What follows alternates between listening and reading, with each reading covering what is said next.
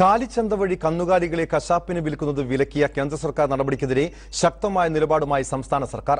കേന്ദ്ര വിജ്ഞാപനം മറികടക്കുന്നതിന് നിയമനിർമ്മാണം ഉൾപ്പെടെയുള്ള വിഷയങ്ങൾ തീരുമാനിക്കാൻ സർക്കാർ സർവകക്ഷി യോഗം വിളിക്കും. കേരളത്തിലെ ഭക്ഷണക്രമം ഡൽഹിയിൽ നിന്നോ നാഗ്പൂരിൽ നിന്നോ തീരുമാനിക്കേണ്ട എന്ന് മുഖ്യമന്ത്രി പിണറായി വിജയൻ പറഞ്ഞു. കശാപ്പിന് വേണ്ടിയുള്ള കന്നുകാലി വിൽപ്പനയ്ക്ക് മേൽ നിയന്ത്രണം ഏർപ്പെടുത്തിക്കൊണ്ടുള്ള കേന്ദ്ര വനം പരിസ്ഥിതി മന്ത്രാലയത്തിന്റെ വിജ്ഞാപനത്തിനെതിരെ സംസ്ഥാനത്ത് പ്രതിഷേധം തുടരുകയാണ്. സർവകക്ഷി യോഗം വിളിക്കുന്ന കാര്യത്തിൽ തീരുമാനമെടുക്കാൻ മൃഗസംരക്ഷണ വകുപ്പ് മന്ത്രി കെ രാജു നാളെ മുഖ്യമന്ത്രിയെ കാണും. കേന്ദ്ര സർക്കാരിനെ രൂക്ഷമായ ഭാഷയിൽ മുഖ്യമന്ത്രി പിണറായി വിജയൻ ഇന്നും വിമർശിച്ചു. കേരളത്തിന്റെ ഭക്ഷണക്രമം എന്താകണമെന്ന് ഡൽഹിയിൽ നിന്നോ നാഗ്പൂരിൽ നിന്നോ മനസ്സിലാക്കേണ്ട ആവശ്യം കേരളീയർക്കില്ല.